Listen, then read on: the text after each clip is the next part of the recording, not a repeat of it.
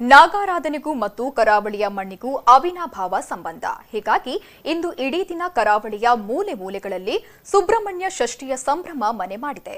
ಕೊರೋನಾದ ಮಹಾಮಾರಿಯ ಅಬ್ಬರ ಇಳಿಕೆಯಾಗ್ತಾ ಇದ್ದಂತೆ ಇತ್ತ ದೇವಾಲಯಗಳಲ್ಲೂ ಭಕ್ತರ ಸಂಖ್ಯೆ ಹೆಚ್ಚಾಗತೊಡಗಿದೆ. ಷಷ್ಠಿ ಮಹೋತ್ಸವದಲ್ಲೂ ಜನತೆ ಇನ್ನಿಲ್ಲದಂತೆ ಸೇರಿ ತಮ್ಮ ಇಷ್ಟಾರ್ಥಗಳನ್ನು ನೆರವೇರಿಸಿದ್ದಾರೆ. ಈ ಕುರಿತ ಒಂದು ವಿಶೇಷ ವರದಿ ನೋಡ್ಕೊಂಡು ಬರೋಣ. ನಾಗಾರಾಧನೆಗೆ ವಿಶೇಷ ಪ್ರಾಶಸ್ತ್ಯ ನೀಡಿರುವ ಕರಾವಳಿ ಭಾಗದ ಜನರು ಇಂದು ಚಂಪಾ ಷಷ್ಠಿಯ ಆಚರಣೆಯಲ್ಲಿ ತೊಡಗಿದ್ದಾರೆ. ಮಾರ್ಗಶಿರ ಮಾಸದ ಶುಕ್ಲ ಪಕ್ಷದ ಷಷ್ಠಿ ನಾಗ ಮತ್ತು ಸುಬ್ರಹ್ಮಣ್ಯನ ಆರಾಧನೆಗೆ ವಿಶೇಷ ದಿನ ಎಂದು ಖ್ಯಾತಿಯನ್ನ ಪಡೆದಿದೆ. ಕರಾವಳಿಯಲ್ಲಿ ಹೆಜ್ಜೆಗೊಂದರಂತೆ ಸಿಗುವ ನಾಗ ಆಲಯಗಳಲ್ಲಿ ಇಂದು ಮುಂಜಾನೆಯಿಂದಲೇ ತನು ತಂಬಿಲ ಸೇವೆ, ಆಶ್ಲೇಷ ಬಲಿಪೂಜೆ, ಹಾಲಿಟ್ಟು ಸೇವೆಗಳು ನಡೀತಾ ಇದೆ. ಉಡುಪಿಯ ಆದಿದೇವರಾದ ಅನಂತೇಶ್ವರ ದೇವರ ಪರಿವಾರವಾಗಿ 4 ಪ್ರಮುಖ ಸುಬ್ರಹ್ಮಣ್ಯ ಕ್ಷೇತ್ರಗಳಿವೆ. ತಾಂಗೋಡು, ಮಾಂಗೋಡು, ಅರಿತೋಡು ಮತ್ತು ಮುಚ್ಲುಕೋಡು ಸೇರಿದಂತೆ 100 ಸುಬ್ರಹ್ಮಣ್ಯ ಕ್ಷೇತ್ರಗಳಲ್ಲಿ ಇಂದು ವೈಭವದ ಪೂಜೆ ಪುನಸ್ಕಾರಗಳು ನಡೀತಾ ಇದೆ.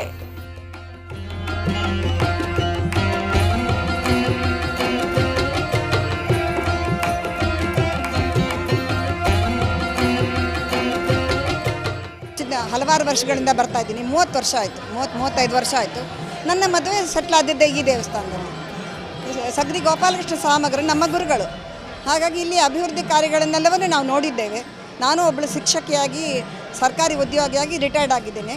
ನನ್ನ ಎಲ್ಲ ಅಭಿವೃದ್ಧಿಗೂ ನಮ್ಮ ಗುರುಗಳು, ನಮ್ಮ ದೇವರು ನನಗೆ ಆಶೀರ್ವಾದ ಇದೆ. ನಾಗದೇವರು ಸಂತಾನ ಮತ್ತು ಐಶ್ವರ್ಯದಾಯಕ ಎಂಬ ನಂಬಿಕೆ ಇದೆ.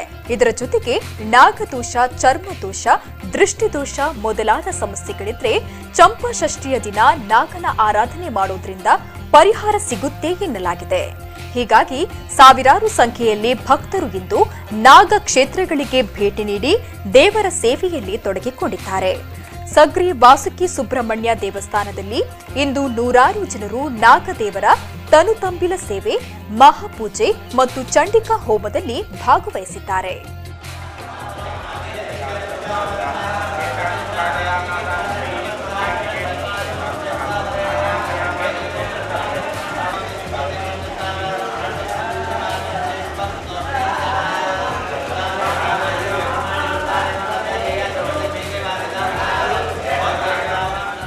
ಸುಬ್ರಹ್ಮಣ್ಯ ಮತ್ತು ಸ್ಕಂದನಿಗೆ ಒಟ್ಟಿಗೆ ಆರಾಧನೆ ಆಗ್ತಾಯಿದೆ.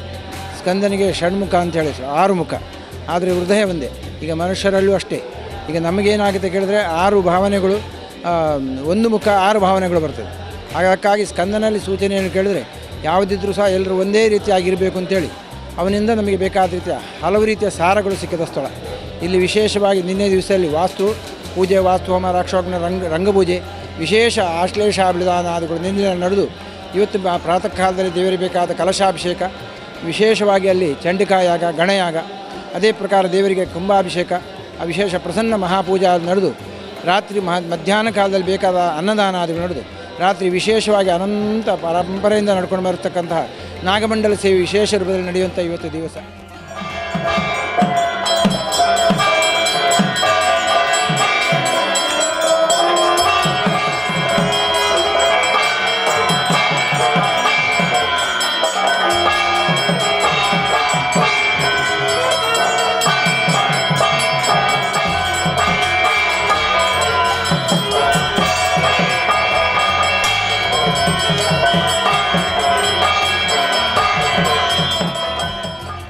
ಇನ್ನು ಚಂಪಾ ಷಷ್ಠಿ ಆಚರಣೆಯಲ್ಲಿ ಮಹಿಳೆಯರು ಹೆಚ್ಚಾಗಿ ತೊಡಗಿಸಿಕೊಳ್ಳುವುದು ವಿಶೇಷ.